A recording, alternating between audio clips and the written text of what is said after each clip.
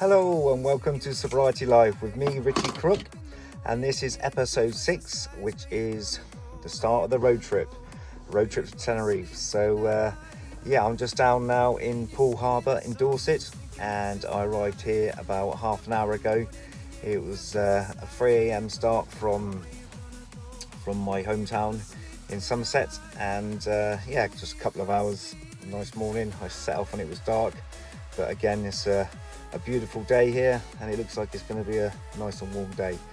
So before I start, I just do the legalities as per usual.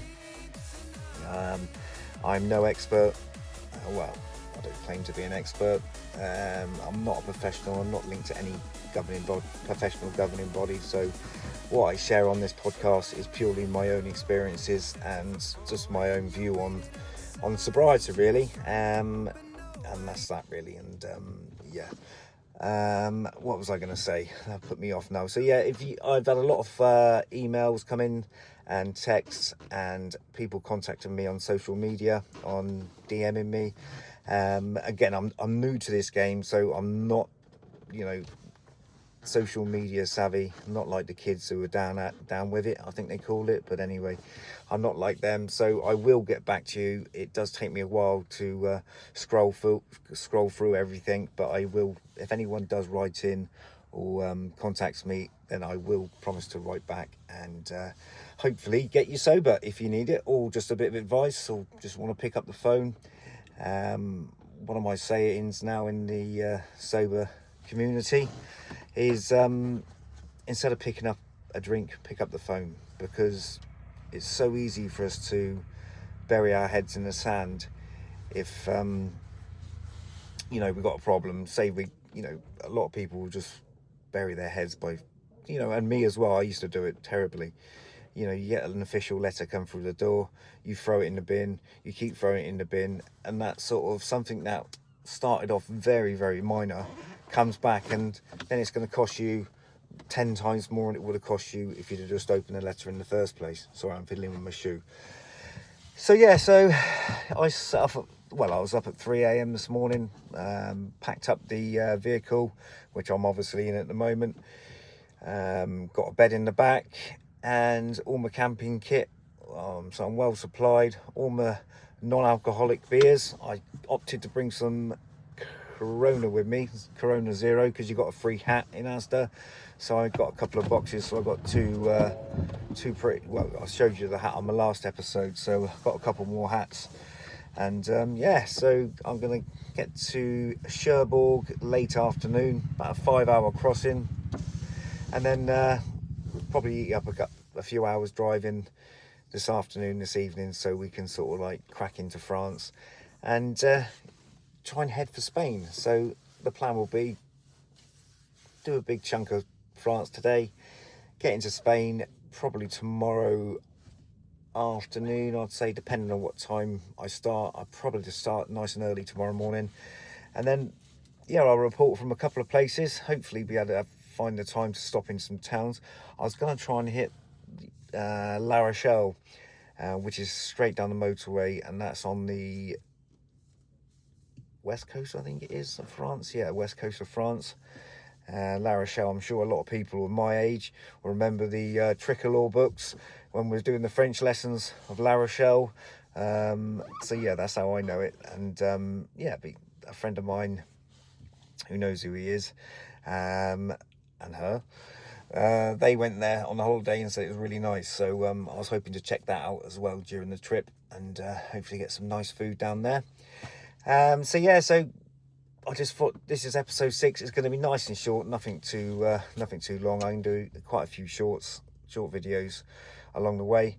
But all I would say is, when you find sobriety, or if you need to find sobriety, because I'm not preaching in any way, shape or form, I've always managed to find sobriety, but then I haven't worked sobriety. I've suffered and tried the willpower method for so long that inevitably I relapse again. And when I say relapse, it may start quite minor, like 1 drink, 2 drinks, and then before in that 1 or 2 drinks, that can lead into sort of before I know it, full-blown drinking. After a couple of weeks, I'm worse than I was when I stopped drinking. So it's like a vicious circle that you're always going around, chasing your tail,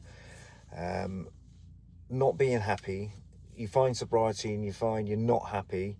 You're envious. You've got the green envy because you see all your friends laughing and joking and drinking and enjoying the sunshine, having a good time, and you think, why can't I just why can't I be like them? And you find yourself being very envious. So that's when you need to. That's almost like a trigger where you need to combat that envy with, working sobriety instead of being like a dry drunk.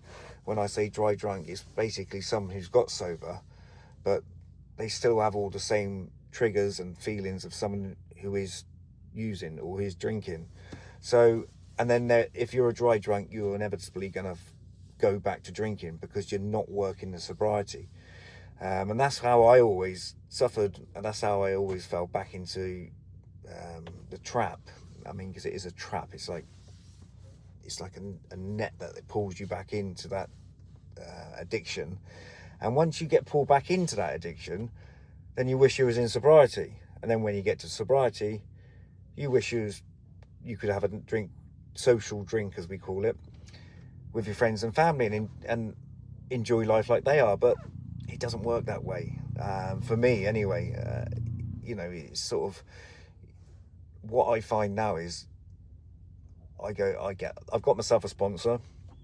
When I say sponsor, we'll touch on sponsors a bit further down the line, and that's an AA thing, which again I always struggled going there, and all the 12 steps and the sort of finding your higher power. It was always something I struggled with, so I'm still sort of a little apprehensive about that sort of side of the AA at the moment. But I've got myself a sponsor, and he's a great sponsor, and he's on my wavelength. So we have a laugh, and I'm decided to work the 12 steps with him and give it a go, because I just want to try and enhance my knowledge and my education on sobriety, because you can be happy in sobriety, and it just got like for instance yesterday. I mean, I'm forever just dropping people off and picking people up. I am Mr. Designated Driver now, which is fine. I mean, I enjoy driving. My kids are, two of my kids are at an age where they need dropping off, picking up, and my wife went to a barbecue at some of our close friends' house yesterday, and I dropped her off there. And it doesn't bother me to be around drink, because once I find sobriety, I don't preach people who are drinking. I actually find it quite funny when I sat there and I see them sort of declining like that during the evening. Not in a bad way, in quite a good way. I mean, they're just enjoying themselves because they can handle alcohol and they can handle this hangover the next day, albeit my wife struggles with a hangover, so she'll be in bed all day. And that's fine. But then she won't get up the next day and start drinking, or nor will all my friends. Not to my knowledge anyway, unless they're on holiday and things like that, which is fine. But I could never do that. Well, I could at the start, but the point I'm making is I have to be sober for me. I have to be sober for my family, and really I have to be sober for my friends. But fundamentally, me, I need to be sober. My body works better, my mind works better, and I'm just really open-minded now about the journey of sobriety. Like, I've joined a lot of alcohol recovery groups, so you share stories with them, and in a lot of these groups, people are reaching out because they're desperate to get sober, and everybody chips in with help and advice. And 9 times out of 10, that person who's reached out will connect with somebody, and they will be driven to a direction where they can find happiness and sobriety. So I'm far from being cured, and I'm just learning along the sobriety journey. And any tips anybody else has got, feel free to fire them into me. Support at sobrietylife.org, on YouTube, DM me on Messenger. But yeah, please subscribe, and please like the channel, and please share it with others as well. So like, subscribe, share, that's the one. I'm getting told by my 10-year-old daughter how to use TikTok and YouTube and Facebook and Instagram. So yeah, my 10-year-old's teaching me actually how to use social media, which is brilliant. I love it, absolutely love it. And I'm forever getting told off by my 10-year-old and my other daughter on how wrong I'm doing things, which again, it's just bonding. So even doing that, you're doing something in sobriety, so that is part of your journey. So I got my 2 daughters coming in, telling me off, laughing. The whole house is laughing at me because I've done this, that, or the other wrong. I put filters on, or I didn't even know what a filter was until about 4 weeks ago. I would never even know how to record something, but it's great because now I'm interacting with my children and my kids. I'm becoming a taxi driver because I'm not questioning myself, have I had a drink today? I'm not waking up feeling like absolute garbage, and the sun is shining, and I've got the rest of my life in front of me. So it is really good. It's good. I really, and if people are suffering, and I've had a couple of people this week, obviously it's all completely anonymous. No one will, it's all, anything that is shared with me stays with me, and nothing will get spoken about. So it's completely confidential. So rest assured on that. But I've had a couple of people who have contacted me, and they were really struggling, and hopefully I've helped them out. So, just with a little bit of advice on what, first port of call. I don't turn around and say, oh, you should be sober, X, Y, or Z. It's baby steps. You need to just take steps. If you want to start cutting down, there's steps to start cutting down.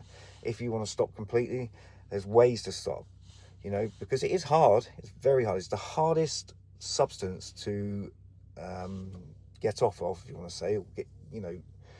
It's the worst withdrawals. The withdrawals from heavy drinking is horrific, but we'll go into that a bit later down the line, and what we can use and how we combat the withdrawal, but that's another story. And there's a couple of facts. I know I always like to do some facts, that there's famous people that have actually quit drinking, famous, Hollywood or British actors or famous people. So number 1, who can we say? Diego Maradona. Well, he didn't really quit. He just sort of, it killed him in the end. The addiction actually killed Diego Maradona.